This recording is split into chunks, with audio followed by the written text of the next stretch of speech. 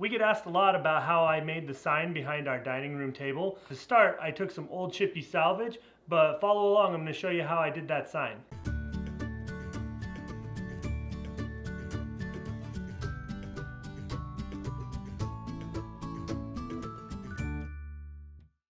I used the same piece of salvage wood to cut these 4 strips.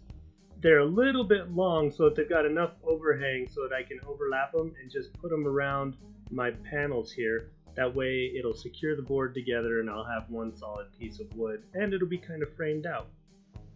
I'm using my 18 gauge pneumatic nail gun with 1.5 inch nails, and I'm going to use this to secure these strips along the edges of these boards.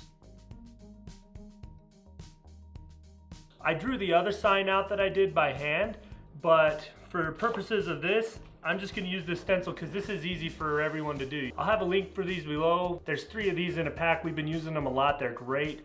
They make really awesome signs, and it saves me a lot of time doing it by hand. I'm not very fast at freehand lettering. I know some people are just really quick with doing that freehand kind of modern style calligraphy or hand lettering, but I've been practicing and I'm not great at it. So stencil it is. I'm gonna hurry through this next part. I'm gonna show you how I get this wreath on any kind of stenciled art or anything you want. Any kind of furniture, it can go on multiple applications. All right, I'm gonna breeze through this part because what I wanna show you is how I do the leaf on the side. So I've just got DIY in little black dress here, and then this short stiff bristle brush is what we use to stencil. I've offloaded it, and which I just got all the excess paint off. And I'm just going to stencil this on here, and I'll probably distress this so it's not going to show up quite as black and it won't look as stark on the board against the old weathered board. This old board is a little warped. It's kind of, the stencil isn't quite laying flat on it. I'm having to push it down as I go here.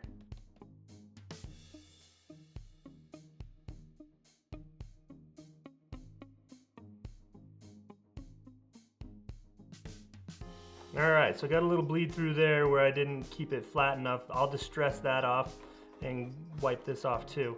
Now I'm going to do that Laurel Wreath around the edge here, show you how I do that. For this next part, you just need a little bit of cardboard, scrap cardboard or cardstock, a small brush. I'm using a number 6, a pen, and some scissors. I'm just going to make the leaf for my Laurel Wreath, and you just kind of make like a little S shape there, real kind of straight up, and then this back part's like a backward C, and you can make your leaf any shape. You could do more details. If you're doing a bigger sign, you could make it bigger.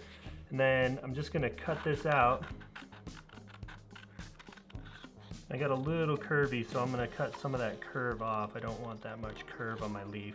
Okay, so there's the leaf shape that I'm going to be using, and I'll show you how to lay out the wreath. All right, so for this part, I'm just going to kind of place my hand here. This is my pivot point, and just trace right around about a half circle. And it doesn't have to be perfect. You can erase it if you need to. I'm going to be painting over that. My circle got a little out of control. There we go. I'm liking that better. Same thing on this side. And this is my pivot point here. I'm not really lifting my hand up. Alright, so now that I've got the basic curve of how I want my wreath to go, I'm going to start putting leaves on it. I'm just going to start right here at the bottom and just trace this on here. And you could, if you were getting crazy, you could cut this out and almost make like your own stencil, or cut it out with like a silhouette or something, or a Cricut. But now I'm going to alternate.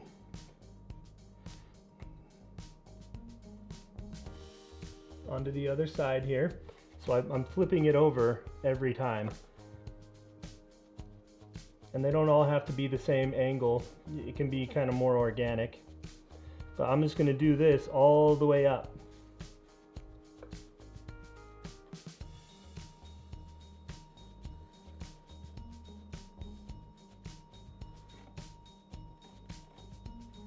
Alright, so I realized on this old salvage wood that my tracing is kind of hard to see. You can kind of see the outline of my leaf there. It'll really start to show up. I'm going back in with this little black dress. And the reason I've got this short brush is because I want this stiff bristle. I've got my hand locked in here so that I can't really go past that. And then I usually do the outline. So what I do is I do the outline and then I fill the inside, the middle in real quick.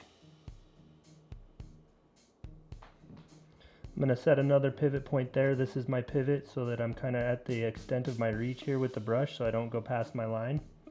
And if you have access to like a silhouette or Cricut, it might be easier to just make yourself your own stencil. But for those of you who don't, this low-tech method works really well. So I'm going to show you kind of where my vine is. Just kind of go in here, and it's okay. I vary the thickness here and there.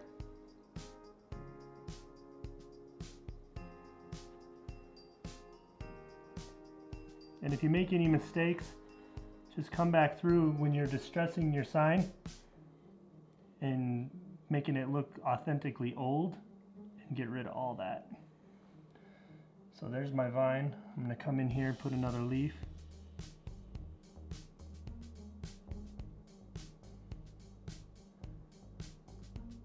See, I'm not lifting my hand, I'm just kind of moving my fingers along the edge of the reach there.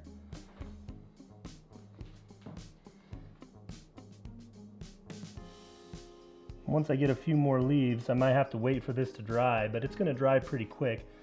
That way I don't smudge it when I get a pivot point going. It's a great little evening project. I like to watch TV while I'm doing this. So you see how I just kind of came up, oh, missed my tracing a little there. I came up top here so that I'm not smudging my other leaves there while they dry out.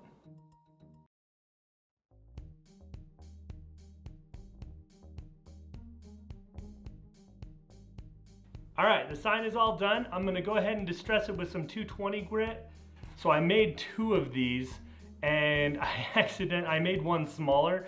I accidentally used the bigger one when I was laying it out, but oh well. So it's a little bit bigger than my Farmhouse stencil, but you get the picture. You saw how it went on, right?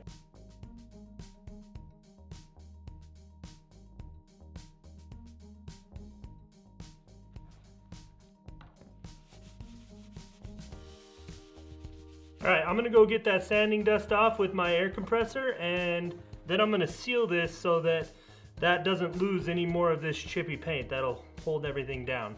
I'm using Sweet Pickins top coat to seal this so that I don't lose any more of this paint so it stops flaking off. And I'm just got it in this separate container in case, that way I don't contaminate my whole gallon.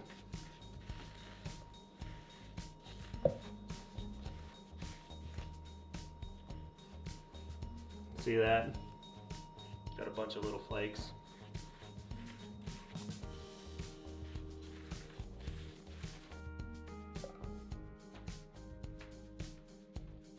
So here's the sign all finished.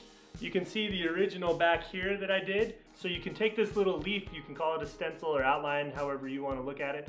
But you can make any size you want doing this. And if you have a big sign like this behind me, you can do a bigger leaf, or like I should have done, a smaller leaf on this sign, and just make them your own and add that Laurel Wreath. It adds a lot of fun detail and it looks great. You can do it on furniture, signs, your kitchen door. Thanks for watching, guys. If you like this video, be sure to share it for us. Really helps us out a bunch. Be sure you're hitting the notifications button so you're not missing any of our new videos or our lives. And be sure to subscribe to Jami Ray Vintage for more DIY.